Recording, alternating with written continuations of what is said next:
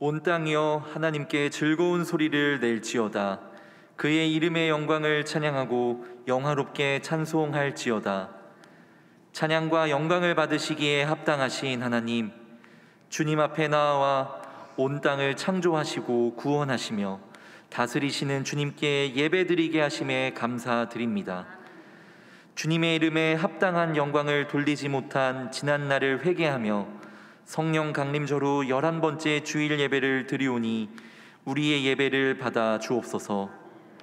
한 영혼을 향한 복음의 열정으로 그리스도의 사랑을 전하게 하시고 열방을 제자 삼으라 명하신 예수 그리스도의 지상 명령에 동참하는 교회 되게 하옵소서. 예수 그리스도의 이름으로 기원하옵나이다. 아멘.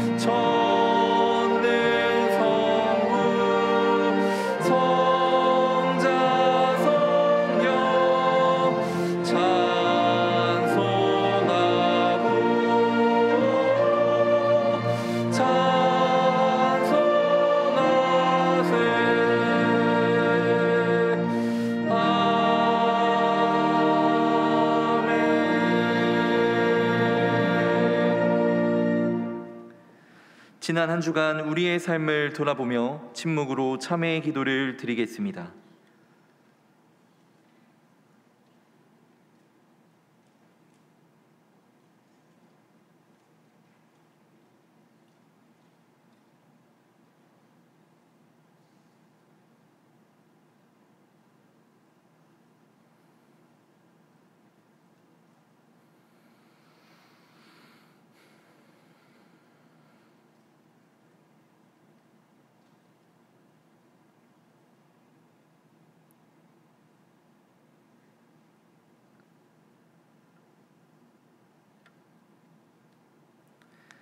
하나님께서 주시는 사죄의 말씀입니다. 내가 그들의 불의를 긍휼히 여기고 그들의 죄를 다시 기억하지 아니하리라 하셨느니라. 아멘.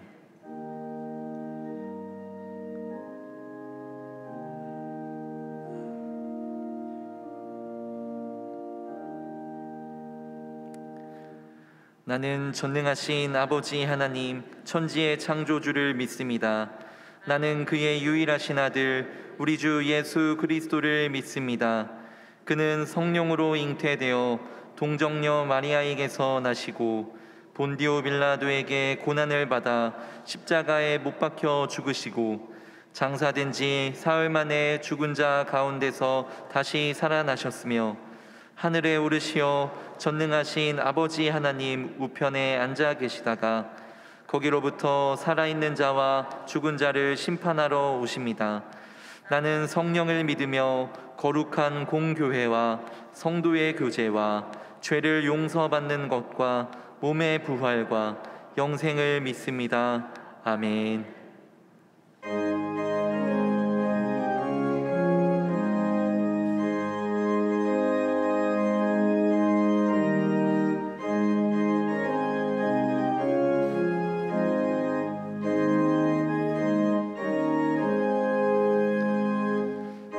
주의 십자가 보혈로 죄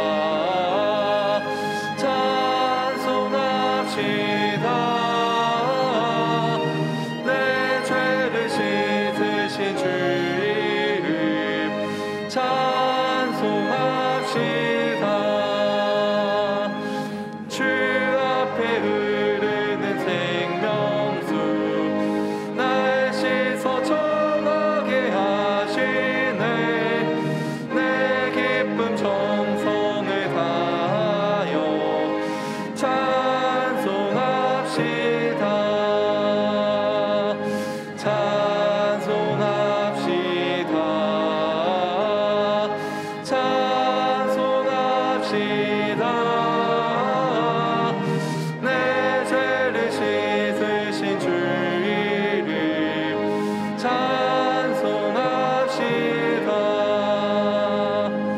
내 주께 회개한 영혼은 생명수 가운데 젖었네. 흠없고 순전한 주 이름 찬송합시다. 찬송합시다.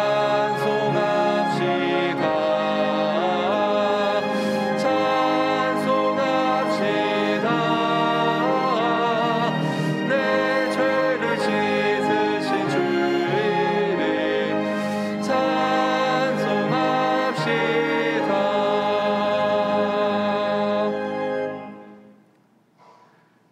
자막을 보시면서 함께 교회 공동 기도를 드리겠습니다.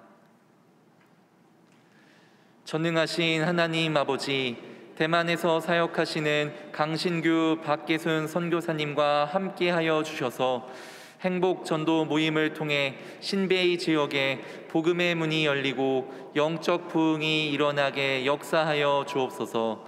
하반기 진행되어지는 여러 교육훈련들 가운데 은혜를 베풀어 주셔서 삶의 현장 가운데 함께하시고 인도하시는 하나님을 깊이 경험하는 믿음의 성장을 이루게 하여 주옵소서. 폭우로 인하여 많은 이들이 고통과 어려움 가운데 있습니다. 수해 복구를 위한 실질적인 지원과 협력이 이루어져 이재민들이 삶의 안정을 되찾을 수 있도록 은혜를 더하여 주옵소서. 담임 목사님의 영육간의 강건함을 주시고 가정과 사역 위에 하나님의 은혜와 평강이 충만하게 하옵소서. 이제는 각 개인의 기도 제목과 작정한 한 영혼을 위하여 그리고 환우들을 위하여 기도를 드리겠습니다. 살아서 역사하시는 아버지 하나님, 이 시간 각 개인의 기도 제목을 주님 앞에 아뢰니다. 삶의 간절한 기도 제목 가운데 들어응답하시는 주님의 역사를 허락하여 주옵소서. 하나님, 작정한 한 영혼이 있습니다. 가정 가운데, 직장 가운데, 친구 가운데, 하나님 이웃 가운데 작정한 영혼이 하나님 앞으로 돌아올 수 있도록 그리스도의 사랑을 증거하는 편지가 될 수 있도록 인도하여 주옵소서. 병상에 누워있는 환우들과 함께하여 주시고 그들이 지치지 않게 하시며 그들을 돌보는 가족들 가운데 또 동일한 힘으로 은혜를 베풀어 주셔서 그들의 회복의 은혜를 증거하는 삶이 될 수 있도록 축복하여 주옵소서.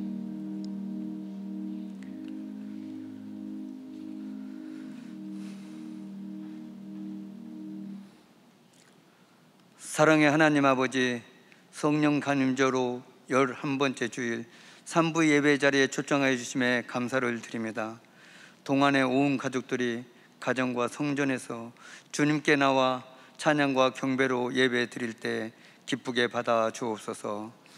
한 주간을 돌아보며 삶의 현장에서 열심히 살아가고자 하나 아버지의 뜻보다 나의 뜻에 맞추어 살지는 않았는지 회개합니다. 잘못 살아온 것이 있으면 낱낱이 기억나게 하여 주시고 용서하여 주옵소서. 아버지, 이 나라를 긍휼히 여겨 주옵소서. 새 정부가 들어선 지 3개월이 되는데 뉴스는 온통 마음이 아픕니다. 나라가 강하지 않으면 타국의 지배를 받게 되고 수치와 모욕을 당하던 선조들의 뼈아픈 36년, 일제로부터 나라를 위해 목숨을 걸고 희생하며 되찾은 대한민국을 기억하며 사리사욕을 버리고 서로 화합하여 백성들의 안위를 살피는 정부가 되게 하옵소서.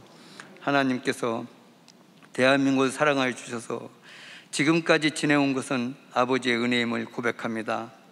믿음으로 살아가는 나라가 강대국인 것을 깨닫고 다음 세대들을 위해 먼저 택한 우리가 말씀을 붙들고 변화되어 나라를 빼앗기지 않게 말씀으로 무장하고 하나님의 자녀로 새롭게 출발할 수 있도록 도와주시고 지켜주시옵소서. 아버지, 동안교회를 축복하여 주옵소서. 코로나로 위험 가운데도 어린이 여름 성경학교와 청소년 수련회, 대학 청년 무용중 봉사와 소망부 여름 캠프, 다문화 사역과 여전도 여름 수련회까지 모두 무사히 마치게 하여 주심에 감사를 드립니다. 귀한 목사님, 전도사님, 선생님들의 수고를 기억하여 주시고 전해진 말씀이 마음판에 새겨지고 믿음의 정체성을 회복하여 진정한 그리스도인으로 살아가게 하여 주시고, 공동체가 한마음 한뜻이 되게 하여 주셔서 함께 땀 흘리며 수고한 격려하고 기도해 주신 어른들의 사랑이 연합되는 시간이 되게 하여 주옵소서. 아버지, 자녀들이 방학을 마치고 학교로 돌아갑니다. 한 아이도 외면쳐 마시고 축복하여 주사 안아주시고, 아버지를 떠나갔던 아이들도 모두 돌아와서 학교 생활과 교회 생활을 잘하고 건강하게 잘 자라서 밝은 미래의 희망이 되게 하옵소서. 하나님 아버지, 동안의 어르신과 환우들을 기억하여 주옵소서. 코로나가 목숨을 위협하고 암과 질병과 노안으로 영적으로 고통당하시는 분들을 치료하여 주시고 완치하여 주셔서 병으로부터 자유케 하여 주옵시고, 삶의 위기에서 눈물 흘리는 성도들을 하늘의 신령한 복과 땅의 기름진 복으로 채워주셔서 평강의 복으로 살아가게 하옵소서. 세계 열방에 흩어져 복음을 전하시는 선교사님들 기억하여 주시고, 안전과 가정 건강을 지켜주시고, 뿌려진 눈물의 기도와 헌신이 알날이 열매 맺어 공산 정권이 무너지고 무슬림 지역과 각종 이단과 사이비들이 사라지고 아버지께서 통치하시는 나라가 되게 하옵소서. 하나님 아버지, 김영준 담임 목사님을 위해 기도드립니다. 영과 육이 강건케 하여 주시고, 심적으로 아픈 마음을 의로하여 주시고, 맡겨주신 사역을 하시는데 힘 주시고 능 주셔서 감당하시기에 부족함이 없으시고, 가정과 사역에 평강의 보러 하사 강한 주님의 팔로 붙들어 주옵소서. 함께 동역하시는 부교육자분들에게도 동일한 은혜를 부어주시고, 주님의 뜻이 아니면 멈추어 서시고 하나님의 뜻에 합당한 사역을 감당하게 하옵소서. 담임 목사님, 십계명에 담긴 하나님의 마음 말씀을 전해 주실 때 나에게 주시는 하나님의 음성을 듣고 한 영혼도 거저 왔다 가지 않고 악한 사단 마귀 틈 못하도록 은혜 내려 주옵소서. 시온 성가대의 찬양을 기쁘게 받아주시고 각처에서 수고하시는 봉사자들을 칭찬하여 주시고 의로하여 주옵소서. 지금도 살아계셔서 나의 이름을 부르시는 예수님의 이름으로 기도드립니다. 아멘.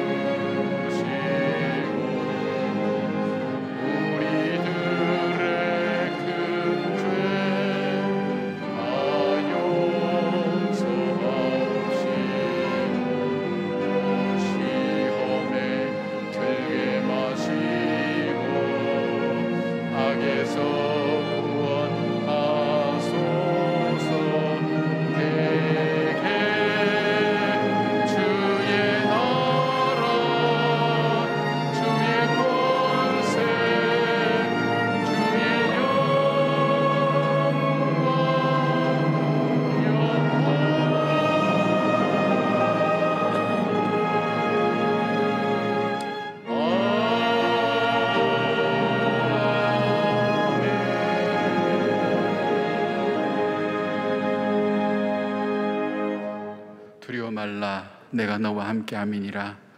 놀라지 말라, 나는 내 하나님이 됨이니라. 내가 너를 도우리라.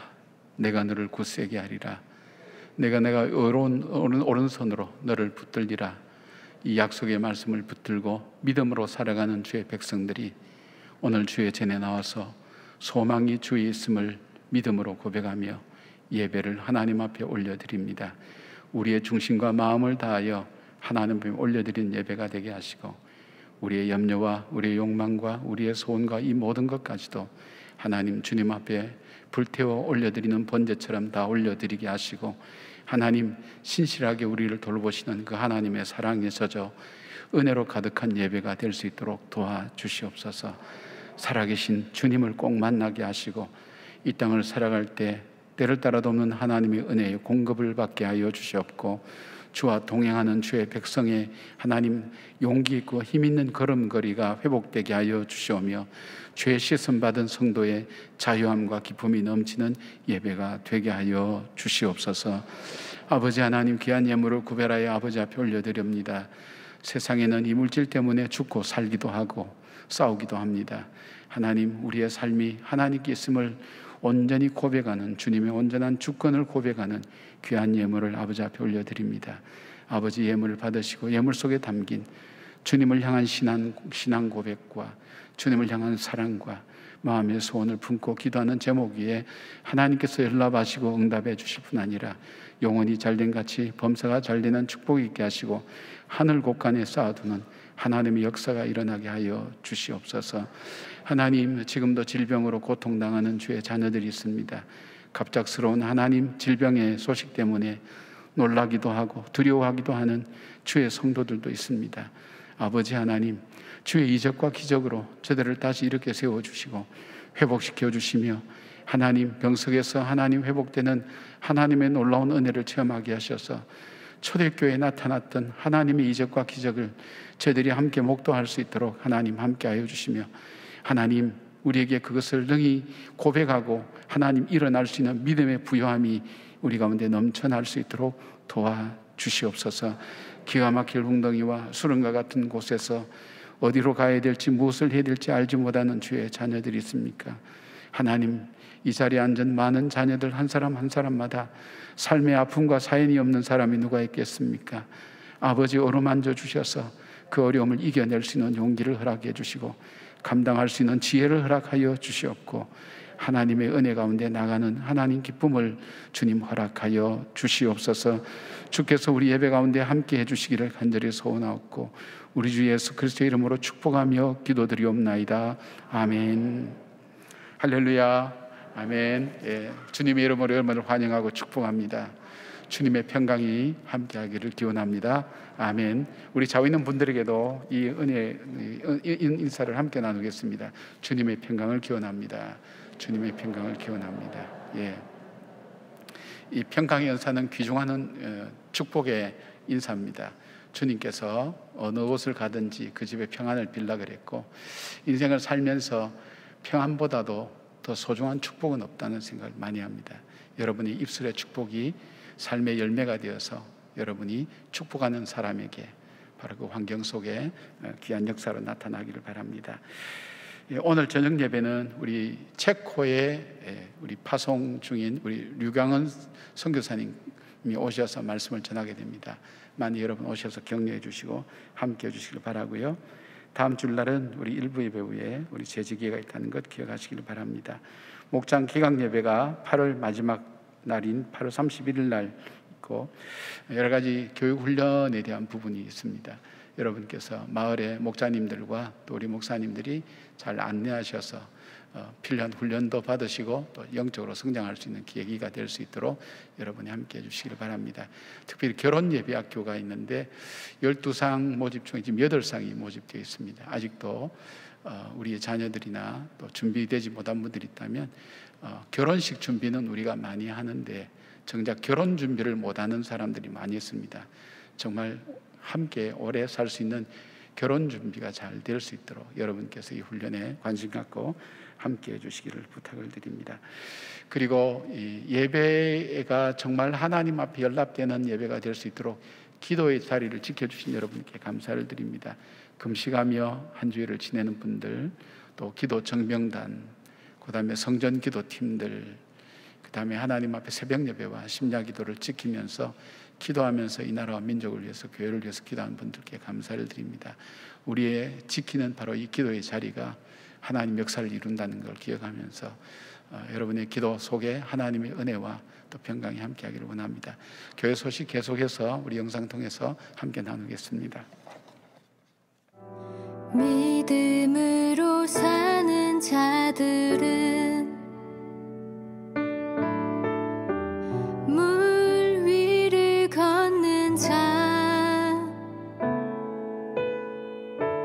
고난도 축복이라 주 신뢰하는 자, 이새의 뿌리에서 한 싹이 나고 우리에게 소망을 주셨네.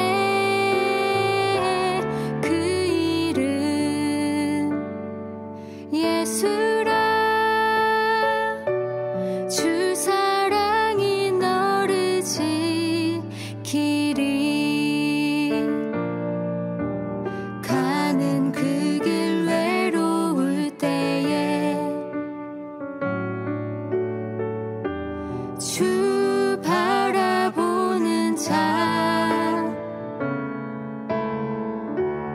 영원한 주의 약속, 주 너를 사랑해. 이새의 뿌리에서 한 싹이 나고 우리에게 소망을 주셨네. 그 이름. 오늘 우리에게 주시는 하나님의 말씀은 출애굽기 20장 1절에서 2절, 18절에서 21절 말씀입니다. 다 함께 일어나셔서 하나님의 말씀을 경청하겠습니다.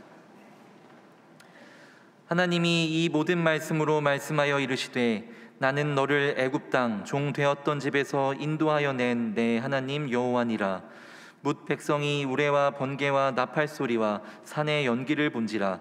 그들이 볼 때에 떨며 멀리 서서 모세에게 이르되 당신이 우리에게 말씀하소서. 우리가 들으리이다. 하나님이 우리에게 말씀하시지 말게 하소서. 우리가 죽을까 하나이다. 모세가 백성에게 이르되 두려워하지 말라. 하나님이 임하심은 너희를 시험하고 너희로 경외하여 범죄하지 않게 하려 하심이니라. 백성은 멀리 서 있고 모세는 하나님이 계신 흑암으로 가까이 가니라. 이것은 하나님의 말씀입니다. 아멘.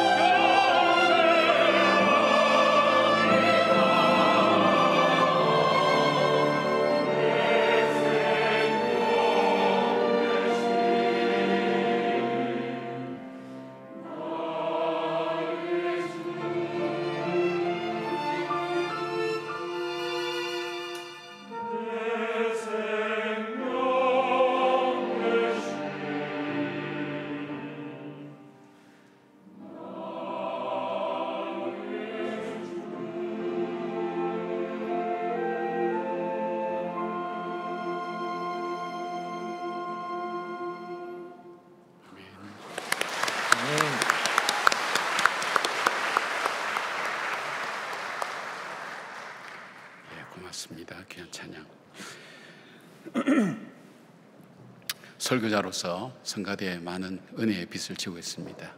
고맙습니다. 귀한 찬양. 어머니의 마음을 표현한 시, 수많은 시 중에서도 가장 보편적으로 잘 알려진 시가 있습니다. 양조동 선생님 시에 이영렬 선생님이 곡을 붙인 어머니 마음이라는 노래, 우리 5월마다 부르는 그런 노래이기도 하죠.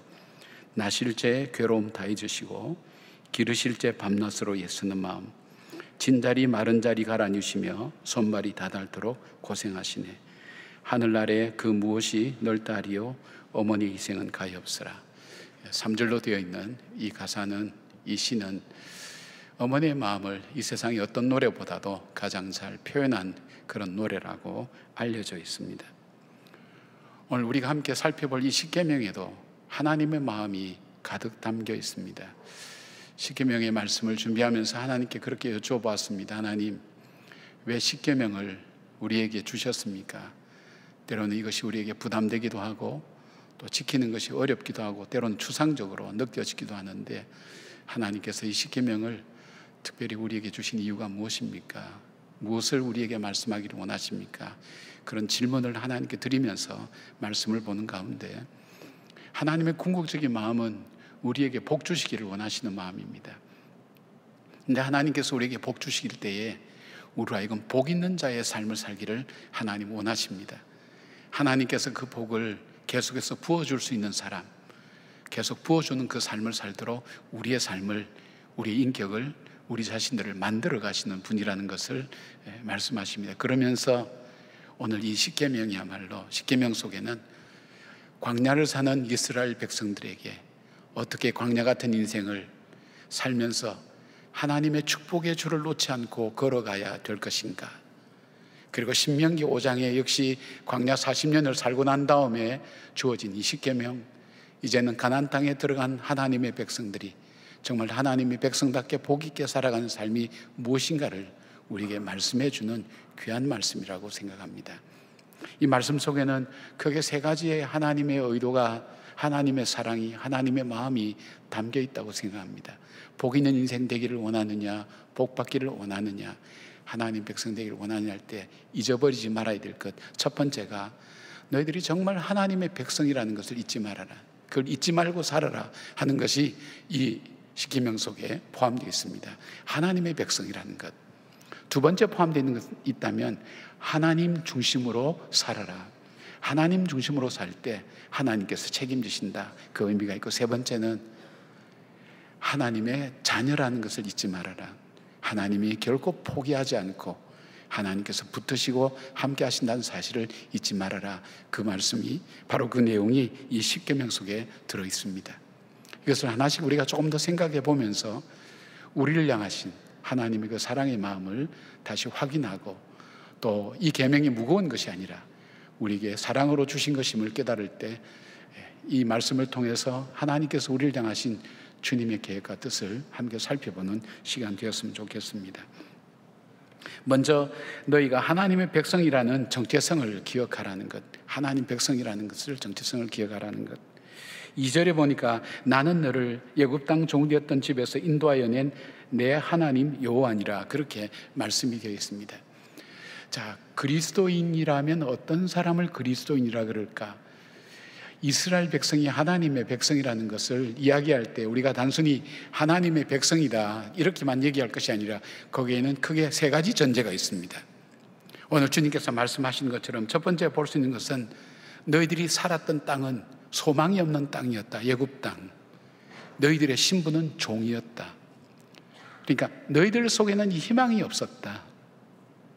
정말 소망도 없었고, 그리고 스스로 너희들의 운명을 개척하고 변화시킬 만한 능력도 없는, 그냥 무기력하게 노예로만 살다가 죽을 수밖에 없는 그 존재였다는 사실을 기억하는 것, 그것이 하나님의 백성이라는 것을 기억하는데 굉장히 중요한 요소입니다.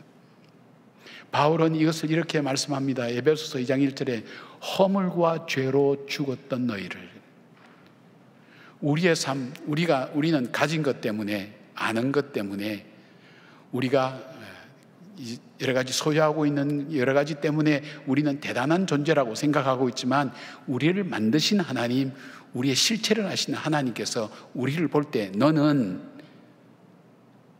하나님 앞에 본질상 진노의 자녀였다. 그리고 허물과 죄로 죽었다. 해야 될 일을 하지 못하고 하지 말아야 될 일을 할 수밖에 없는, 죄에 묶여서 살 수밖에 없는, 그리고 그 죄가 주는 영원한 형벌을 받으며 살아갈 수밖에 없는 존재였었다는 것을 먼저 인정하고 받아들이고 깨닫는 것이 우리가 하나님 백성이라는 사실 앞에 굉장히 중요한 내용입니다. 두 번째로 주님께서 주시는 하나님의 백성의 또 하나의 정체성은 하나님이 인도하여 내셨다는 겁니다. 그 하나님이 왜 인도하여 내셨는지는 모릅니다. 왜 나를 인도하여 내신지, 왜 이스라엘을 인도하여 내셨는지도 모릅니다. 믿음의 조상들과의 언약이라고 볼 수 있지만, 우리 개인의 삶에서 이래 볼 때 하나님께서 어떻게 나를 인도하여 내셨는가, 구원해 주셨는가, 그 이유를 아는 사람은 아무도 없습니다. 그래서 이렇게 노래합니다. 아, 하나님의 은혜로 이 쓸데없는 자 왜 구속하여 주는지 난 알 수 없도다. 알 수 없습니다. 그러나 분명한 사실은 나에게 구원해 주셨다는 것.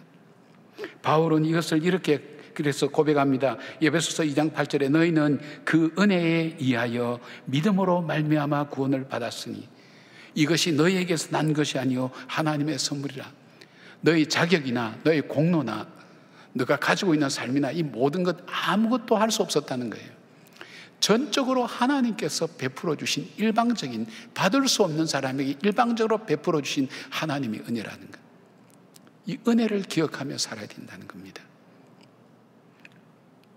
그리고 세 번째는 무엇인가 하면 하나님 앞에 이 구속받은 바로 우리를 하나님 그냥 버려두시고 하나님의 자녀로 삼아 주셨습니다. 그는 사명이 있다는 것입니다. 우리가 이 땅을 살 때 어떤 형편과 어떤 상황이 있든 간에 우리에게는 사명이 있고 그 사명을 따라서 살아야 되는데, 그 사명이 무엇인가 하면 나를 구속해 주신 그 주님의 놀라운 은혜를 증거하고 그 주님의 축복을 나누고 함께 살아가는 그 사명을 우리는 가지고 살아간다는 것입니다. 그것이 나는 하나님의 백성이라는 이 정체성 속에 있습니다. 이것을 몇 가지의 개념으로 나누어 정리해서 말씀드리면, 우리에게 있어야 될 하나님의 백성이다 하는 이것은, 첫째는 우리에게는 죄인의식이 있어야 됩니다. 죄인의식. 나는 죄인이었지.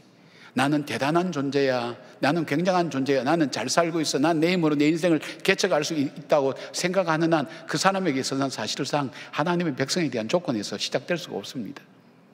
맞아, 나에게는 희망이 없었어. 모든 것 다 가지고 있는 것 같지만 이거 부질없는 거야. 풀의 꽃처럼 쉽게 마를 수밖에 없는. 그리고 살아갈 때 우리가 가진 것은 아무것도 없어. 하나님 부르시면 언제든지 가야 되는 존재야. 나에게는 어떤 능력이나 대단한 것은 없어서 전적으로 나는 멸망당할 수밖에 없는 죄인이었어. 여러분, 이 의식을 갖게 될 때 우리에게 어떤 마음이 들어옵니까? 겸손한 마음이 들어옵니다. 겸손한 마음이 들어옵니다. 겸손한 마음이 들어올 때 주님이 보입니다. 그리고 구원을 갈구하게 됩니다. 주님, 나에게는 내 운명을 바꿀 만한 힘이 없어요. 나에게는 내 운명을, 내 삶을 바꿀 만한 힘이 나에게는 없어요. 이대로 살다가 영원히 멸망당할 수밖에 없는 존재라는 것이 나 자신이에요. 이렇게 될 때, 이 겸손함이 들어올 때 비로소 주님을 찾게 되어 있습니다. 그 다음에 두 번째 우리가 가져야 될 의식이 있다면 은혜 의식입니다. 그런데 그런 우리를 주님께서 오늘 나에게 베풀어 주셨다. 그 구원을 주셨다. 왜 구원해 주셨는지 알지 못해요. 저도 잘 몰라요. 왜 나 같은 사람을 구원해 주셨고 목사로 부르셔서 섬길 수 있도록 이렇게 하셨는지 전 잘 몰라요. 한 가지 분명한 것은 하나님의 은혜라는 그 표현밖에는 쓸 수 없다는 것. 그 이유를 그 나라 가면 주님 앞에서 물어볼 수 있겠죠. 주님, 왜 저를 부르셨어요? 왜 저를 구원해 주셨어요? 왜 저를 주님의 자녀 삼아 주셨어요? 주님께 여쭤볼 수는 있겠지만 지금은 모르겠어요. 알 수 있는 것 한 가지는 그 은혜로 내가 구원을 받았다는 것. 예수 그리스도를 나의 구세주와 주님으로 믿는 그 순간 내가 하나님의 자녀가 되고 주님의 구원을 받았다. 이 속에는 뭐가 있습니까? 은혜의식이 우리 속에 있죠. 은혜의식. 그러니까 오늘 나에게 주어진 삶이 다 은혜라는 거예요. 내가 숨쉬고 호흡하고 걷고 다니고 쓰고 그 다음에 사람들 만나고 하는 이 모든 것, 오늘 해가 뜨면 일어나고 해가 지면 잠을 자고 우리의 일상 모든 것이 하나님께서 우리에게 주신 선물이라는 것. 생명이 없는 사람은 누릴 수 없는 것 아니겠어요? 육체적인 생명은 살아있지만 우리가 영적으로 정신적으로 죽은 사람은 이거 누리지도 못하는 거예요. 그러니까 이 은혜의식이 없는 사람 속에서 찾아볼 수 있는 것은 감사라는 것이 없어요. 불평과 원망밖에 없어요. 우리 속에 감사는 이 은혜의식이 우리 속에 들어오기 시작할 때 감사가 우리 마음속에 있는 거예요. 그리고 이 마음을 가지고 있을 때 우리에게는 사명에 대한 거룩한 부담감이 옵니다. 내가 오늘 그냥 단순히 살아가는 것이 아니지, 하나님께서 우리를 위해서, 나를 위해서 나에게 주신 하나님의 사명이 있지.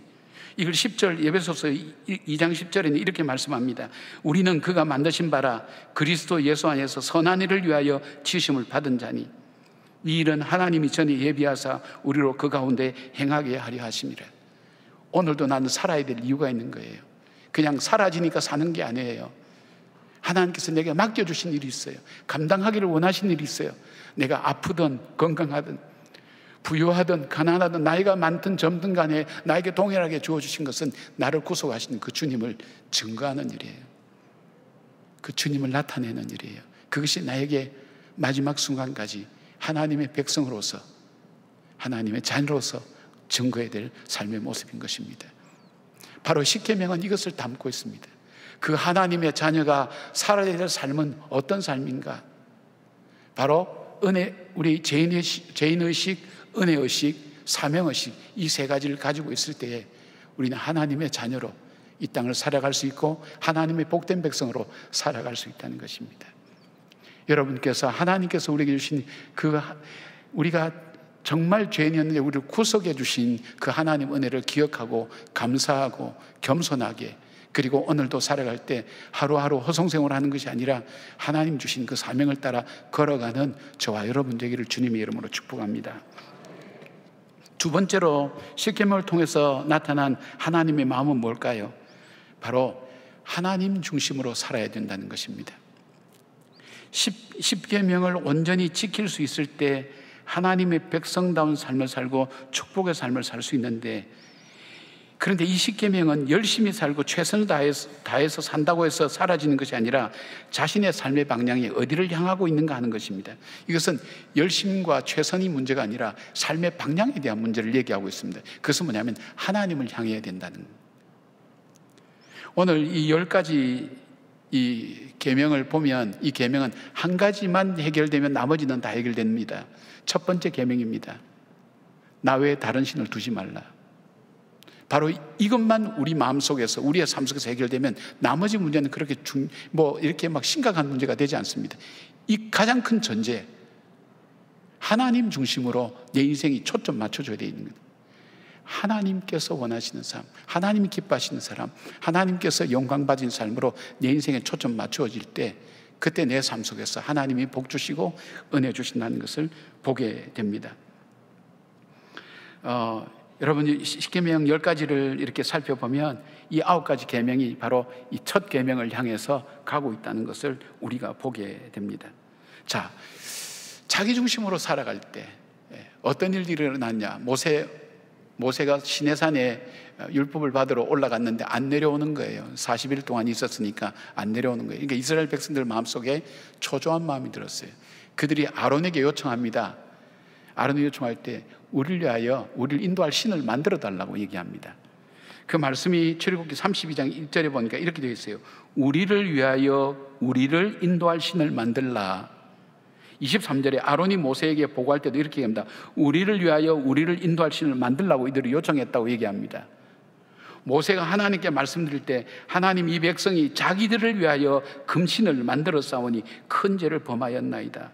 여기서 공통적으로 강조하고 있는 것이 뭡니까?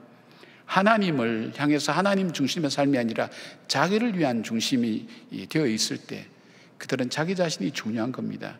그런데 자기를 위한 그 삶을 살 때 그들이 놓치는 것이 있었어요. 자, 한번 보십시오. 이들이 금붙이를 가지고 금송아지를 만들었는데 자기를 인도할 신을 만든다고? 이 금은 노예들이 가질 수가 없는 겁니다. 430년간 노예 생활했던 이들이 금을 가질 수가 없는 존재들입니다. 그런데 하나님께서 은혜를 주셔서 애굽 사람에게 은혜를 받게 하셔서 애굽 사람들이 금을 이스라엘 백성에게 주었습니다. 근데 이 금을 가지고 법궤를 만들 수도 있었고 금송아지를 만들 수도 있었습니다. 근데 자기를 위해서 살 때 만들 수 있는 것은 금송아지를 만들게 되었습니다. 하나님이 선물로 주시지 아니하셨더라면 만들 수 없는 그 금송아지를 하나님이 주신 그 선물을 가지고 만들었다는 거예요. 아이러니하지 않습니까? 여러분도 한번 보세요. 그들이 금송아지 만들어 놓고 뛰놀고 뭐 예배 드렸다 그러지만 뛰놀고 그들이 죄를 범했을 때 어떻게 했습니까? 그날 아침에 그들이 뭐 먹고 나왔습니까? 광야에서 먹을 것이 없었어요. 하나님이 주신 만나와 메추라기를 먹고 힘을 내 가지고 죄를 짓는 거예요. 참 신기하죠? 돈이 없으면 돈에 대한 죄를 짓지 않습니다. 힘이 없으면 바람 피울 힘도 없어요. 제가 너무 직접적으로 말씀을 드렸나요? 힘이 없으면 하지도 못해요. 지식이 없으면 사기를 치지도 못해요. 어떤 감옥의 간수가 한 사람이 계속 폭력죄로 들어오길래 알아봤더니 이 사람은 배움이 없으니까 주먹으로 뭐든지 해결한다 그래서 너무 안 됐게 생각해서 그 사람에게 글을 가르치고 검정고시를 치게 했어요. 안 들어오겠지 생각했는데 몇 년 뒤에 이 사람이 다시 들어왔어요. 죄목을 보니까 폭력죄가 아니라 공문서 위조죄로 들어온 거예요. 그게 죄인의 모습입니다.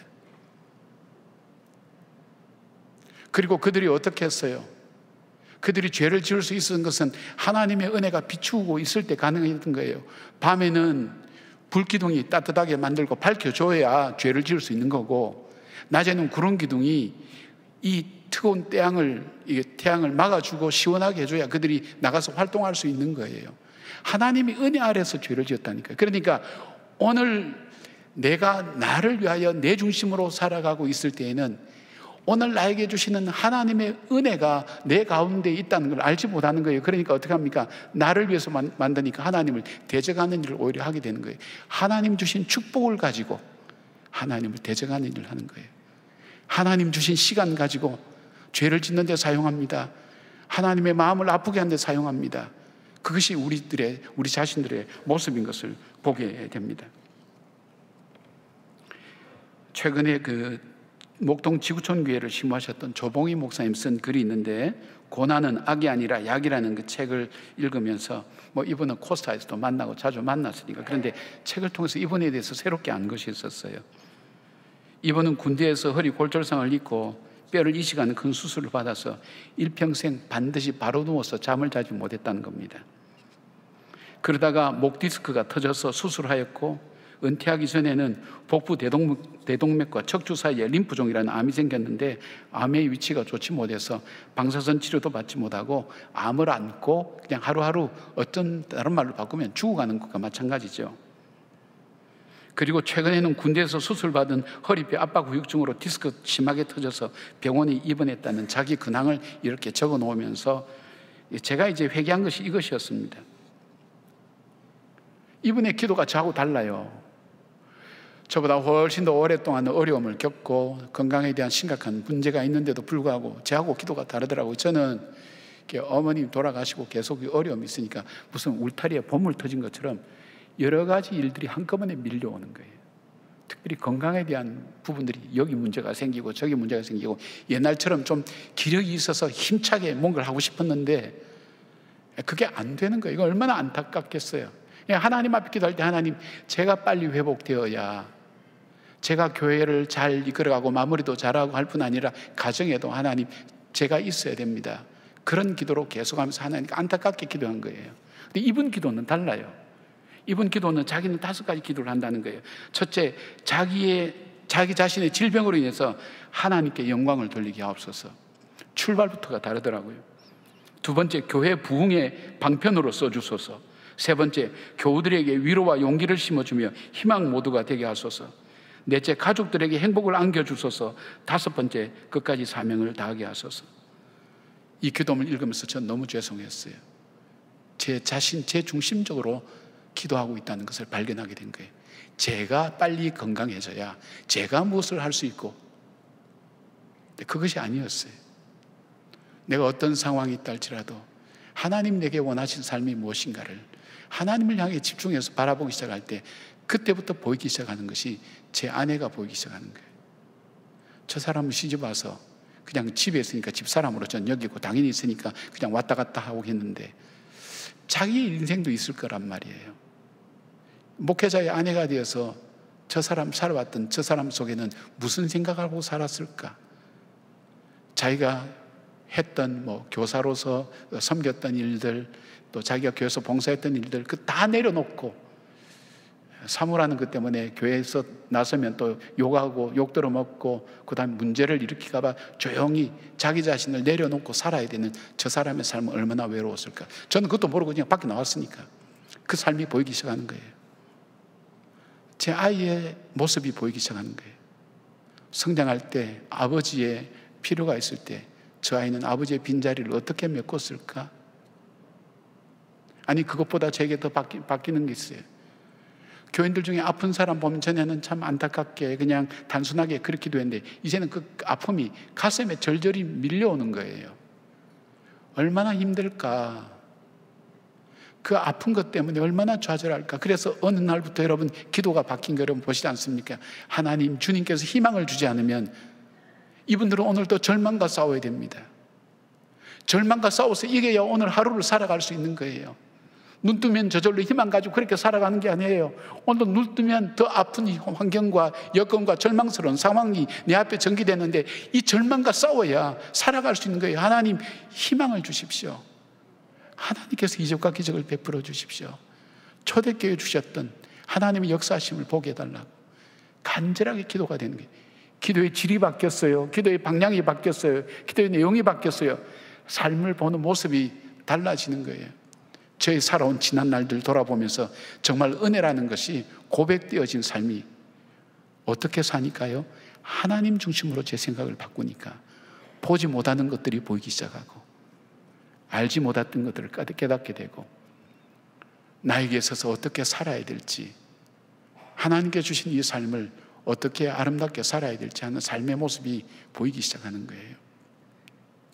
사랑하는 여러분, 우리가 살아야 될 삶의 모습들이 많지만 우리는 주로 하나님 위해서 산다고 하지만 나를 위해서 주의 일을 한다고 생각할 수밖에 없지 않습니까? 내가 주의 일을 한다고 생각하지 성령의 인도함을 받고 그 주님이 영광 받기 위해서 하나님이 영광 받기 위해서 내가 일한다고 할 때가 이거 쉬운 고백이 아니거든요. 하나님께서 오늘 우리들에게 도전해 주십니다. 다시 한번 생각해 보십시오. 내가 열심히 살고 최선을 다하지만 나를 위한 건지 내 삶의 중심이 하나님께 있는 건지 내 삶의 중심이 하나님께 두기 시작할 때 보이지 않던 것이 보이게 되고 알지 못한 걸 알게 되고 조금이나마 깨닫게 되는 그래서 조금 더 겸손해질 수 있고 조금 더 하나님이 허락해 주신 일들을 감당할 수 있는 그 겸손한 마음이 제가 바뀌니까 달라지니까 하나님 중심으로 바뀌어지니까 새로워진 것을 보게 됩니다. 여러분 우리가 하나님 중심에 우리의 삶이 집중하지 못하게 되면 우리는 나의 의라는 것이 나타납니다. 내 공로라는 것이 나타납니다. 감사라는 것이 사라집니다. 오늘 나에게 주신 일상에 대한 감사가 우리에게 없어요. 당연하게 생각하는 거예요. 저절로 이루어지는 것처럼 생각하게 되는 거예요. 그러나 여러분 하나님 중심으로 한번 바꿔보십시오. 내게 새로운 것들이 보이기 시작합니다. 하나님께서 이것이 축복이구나. 이 깨달음이 축복이구나. 이것이 내 삶을 새롭게 만들어가는 하나님의 은혜이구나 하는 것을 알게 되는 것입니다. 주님께서 이 십계명을 주셨을 때 하나님 중심으로 살아라는 그 메시지가 이 속에 담겨 있는 것을 보게 됩니다. 이 거룩한 부담감을 우리가 감당해 나갈 때 하나님께서는 이 바로 계명을 통해서 우리를 얼만큼 사랑하시고 우리를 복주시기를 원하시는 이 간절함을 우리는 이 계명을 통해서 알게 됩니다. 세 번째로 십계명을 통해서 나타난 하나님 마음 무엇입니까? 바로 이스라엘 백성들에게 사랑하면서 살으라고 말씀하시는 것입니다. 20절 말씀 보니까 모세가 백성에게 이르되 두려워하지 말라 하나님이 임하시면 너희를 시험하고 너희로 경외하여 범죄하지 않게 하려 하심이라. 이 계명을 지키면 복을 받고 안 지키면 벌을 받는다 그런 것이 아니라 하나님께서 말씀하기를 원하시는 것은 사랑하면서 살아라. 행복을 연구하는 많은 사람들이 사람들에게 행복과 불행을 결정하는 것은 행복한 일이 있고 불행한 일이 결정하는 것이 아니라 자기가 만나는 일에 어떤 태도와 자세를 가지고 임하느냐에 달려있다고 얘기합니다. 하나님은 사랑의 태도로 이 세상을 살으라고 말씀합니다. 십계명의 내용을 보면 하라와 하지 말라는 말로 표현되어 있습니다. 근데 하라라고 하는 명령은 안식을 지키라는 것과 내 부모를 공경하라는 것 두 개밖에 없습니다. 8개는 하지 말라는 것입니다. 무엇입니까? 내가 하고 싶은 것을, 우리가 반대로 생각하면 하고 싶은 것을 내려놓고 포기하고 말씀에 순종해야만이 가능한 것이기 때문에 이게 인간적으로 말하면 얼마나 어렵습니까? 그런데 이토록 어려워 보이는 십계명에 대해서 신약 성경은 이렇게 말씀합니다. 요한복음 14장 23절에 예수께서 대답하여 이르시되 사람이 나를 사랑하면 내 말을 지키리니 내 아버지께서 그를 사랑하실 것이요 우리가 그에게 가서 거처를 그와 함께 하리라. 나를 사랑하면 내 말을 지키리니. 요한일서 5장 2절부터 3절 보면 우리가 하나님을 사랑하고 그의 계명들을 지킬 때에 이로써 우리가 하나님의 자녀를 사랑하는 줄을 아느니라. 하나님을 사랑하는 것은 이것이니 우리가 그의 계명들을 지키는 것이라. 그의 계명들은 무거운 것이 아니로다. 십계명의 핵심이 사랑 아닙니까? 첫 계명부터 이 네 번째 계명까지는 하나님을 향한 사랑, 다섯째 계명부터 10번째 계명은 사람을 향한 사랑 아닙니까? 사랑으로 한번 해석해 보십시오. 하나님을 사랑하는 사람, 하나님 외에 다른 신 둘 수가 없어요. 다른 신을 만들거나 그 신을 숭배하고 그 신 앞에 절하고 그 신을 위해서 헌신할 수가 없어요. 하나님 이름이 마음대로 막 불려지고 땅바닥에 짓밟히는 것 용납하지 않아요. 하나님을 예배하고 하나님을 생각하고 하나님을 그리워하는 그 시간들을 쉽게 생각하지 않아요. 이게 네 번째 계명까지 다 지금 말씀드린 겁니다. 사랑하면 하나님께서 내게 주신 그 부모님을 사랑하게 돼 있어요. 내가 사랑하면 이성을, 내 정욕을 채우는 대상으로 생각하지 않아요. 정말 사랑해요. 내 미움 때문에, 증오 때문에 그 사람을 죽이지 않아요. 미워하지 않아요. 사랑한다면. 사랑하면 거짓 증거하지 않아요. 그 사람 파멸에 빠지도록 내 이익을 위해서. 사랑하면 그 사람 갖고 있는 거, 좋은 것 훔치지도 않고 탐내지도 않아요. 사랑이 빠지게 되면 어려워지는 거예요. 사랑하면 어려운 문제가 아니에요.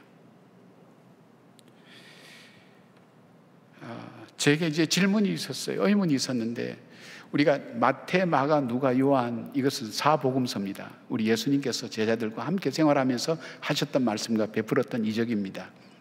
근데 사도행전, 바로 이어서 나온 사도행전은 주님과 함께 동행하며 주님으로부터 배웠던 그 사람들이 주님이 떠나시고 난 다음에 어떻게 그 말씀을 지키며 살았는가 하는 역사를 기록한 것이 사도행전입니다. 그 복음서의 마지막이 요한복음인데 마지막 21장에 나오는 말씀입니다.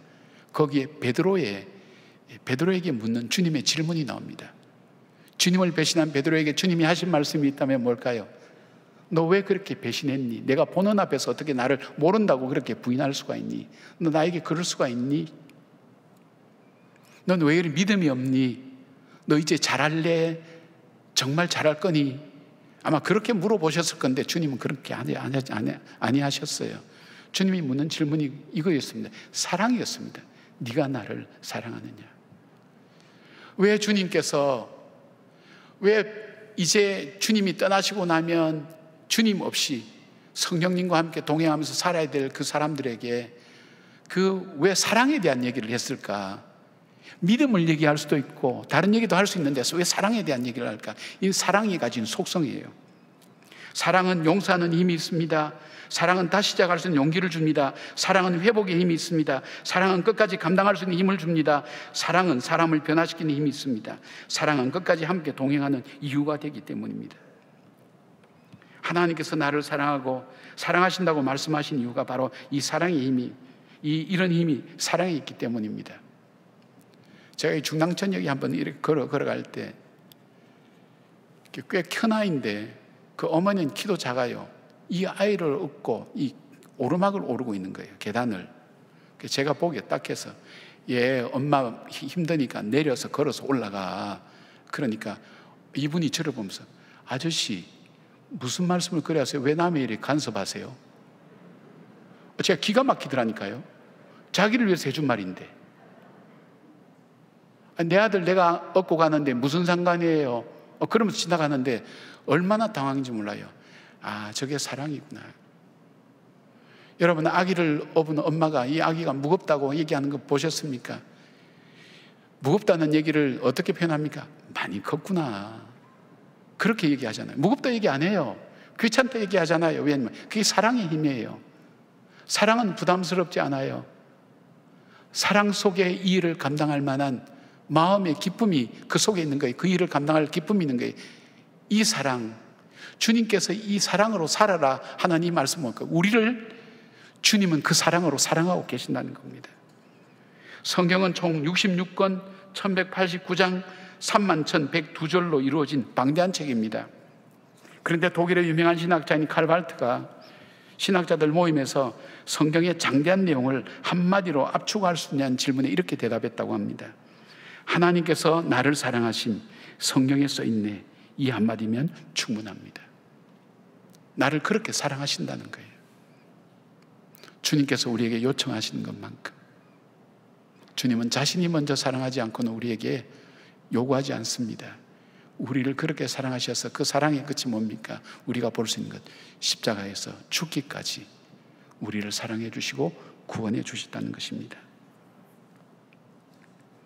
2021년도 한국과학기술한림원에서 한국과학상 수상자로 소아마비 장애를 딛고 세계적 수학자 반열에 오른 고등과학원의 김인강 교수를 선정했습니다. 이 사람은 충남 논산의 한 마을에서 6남매 중 막내로 태어났는데 2살 때 소아마비를 알았는데 제때 치료를 하지 못해서 평생 일어나지 못하는 그런 사람이 되었습니다. 그는 혼자 힘으로 일어설 수 없기 때문에 비료 포대 위에 엎드려서 한 손으로 땅을 짚고 다른 한 손으로 포대를 잡아당기면서 이동했습니다. 어릴 때부터 제법 클 때까지. 그의 친구들은 병아리들과 강아지 그리고 마당에 피어있는 모든 들풀들, 꽃들이 전부였습니다. 근데 그에게 잊지 못할, 그로 하여금 그 절망에서 벗어나게 한 그에게는 한 사건이 있었습니다. 그가 꽤 커서 초등학교에 입학하기 위해서 어머니의 등에 업혀서 1시간 넘게 걸리는 그 학교로 찾아갔습니다. 이 아이를 공부시켜달라고 부탁했는데 걷지를 못하니까, 그 당시만 해도 장애인에 대한 생각이나 의식이 별로 없었으니까 단번에 거절을 당했습니다. 아무리 사정하고 부탁을 해도 학교에서 허락하지 않았습니다. 이 아이를 얻고 어머니가 교장실을 나와서 하염없이 울었습니다. 자기도 등에서 하염없이 울었습니다. 그리고 걸어오는 동안에 그 어머니가 자기 발을 이래 만지작 하더랍니다. 그러더니 갑자기 그 어머니가 이렇게 묻더랍니다. 아가, 춥지? 그런데 이 말이 그의 가슴에 예수님이 오셔서 하신 말씀처럼 비수처럼 꽂히더랍니다. 이상한 걸 경험했습니다. 이 말을 들었는데 나는 살아야지. 내 인생 속에는 불행이나 포기라는 것을 그는 생각해 본 적이 없답니다. 이 말을 듣고 난 다음에 나는 살아야지. 그는 이 소아마비 이 장애인이 일어서기 위해서, 그냥 휠체어 타면 편한데 일어서기 위해서 2년을 고문을 당하듯 어려움을 하면서 그 뻐덩다리를 편다고 걸을 수 있도록 훈련받는 일도 감당해냈습니다. 공부도 했습니다. 교수님이 되었습니다. 교수님이 되어서 중요한 것이 아닙니다. 그로 하여금 지금까지도 한 번도 절망하지 않고, 그로 하여금 삶의 어떤 비수 같은 어려움들이 자기 삶을 찌를 때도 낙담하지 않고 일어설 수 있었던 그 말, 아가 춥지 하는 그 엄마의 말, 자기의 엄발을 만지면서 그 말 속에는 수많은 내용이 들어있지 않을까요? 우리 중에 얼어서 싸늘하게 힘들어하는 그런 사람들이 얼마나 많나요? 외로운, 거절당함의 외로움을 안고 울면서 걸어가야 될 길을 걸어갈 사람들이 얼마나 많나요? 아니, 어떻게 그런 인생을 우리가 살아오지 않았습니까? 그 엄마의 따뜻한 말, 그 발을 주무르면서 아가 춥지, 아가 춥지. 그 말이 필요 없는 사람이 우리 중에 누가 있을까요? 오늘 그 사랑을 우리 주님께서 우리에게 주십니다. 십계명을 통해서 우리에게 주십니다. 아가 춥지.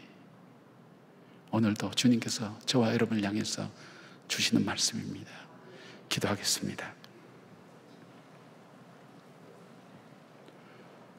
주께서 내 이름 불러주셨을 때 내 인생이 살아났습니다.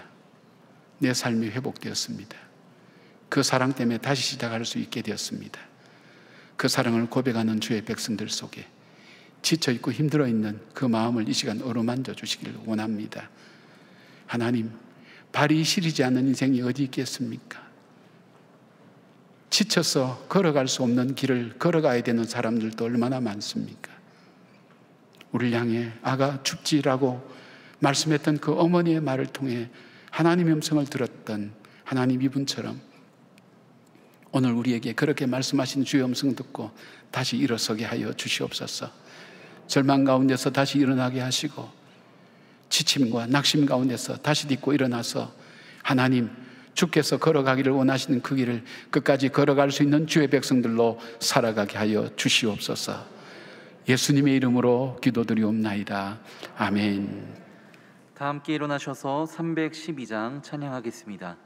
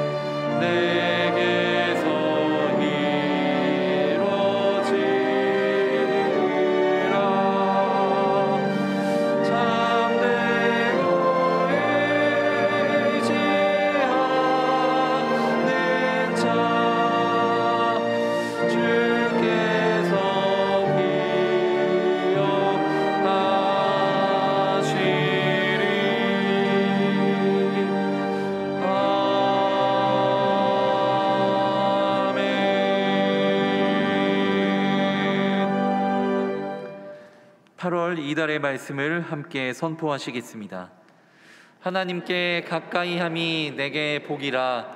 내가 주 여호와를 나의 피난처로 삼아 주의 모든 행적을 전파하리이다. 아멘. 이제는 우리 주 예수 그리스도의 은혜와 우리 하나님의 사랑과 성령님의 위로하심이 시린발에 거친 길 걸어가며 험난한 산길을 넘어가는 인생길 걸어가는 주의 자녀들 머리 위에 아가 춥지 하시며 우리의 손발을 만지시고 위로하시고 붙들어 주시고 동행해 주시는 그 사랑 가운데 살아가는 주님의 백성들 머리 위에 그 삶 가운데 관계된 가족들과 사람들과 모든 일들 가운데 이 나라와 이 민족 위에 지금부터 영원까지 함께 하시기를 간절히 축원하옵나이다. 아멘.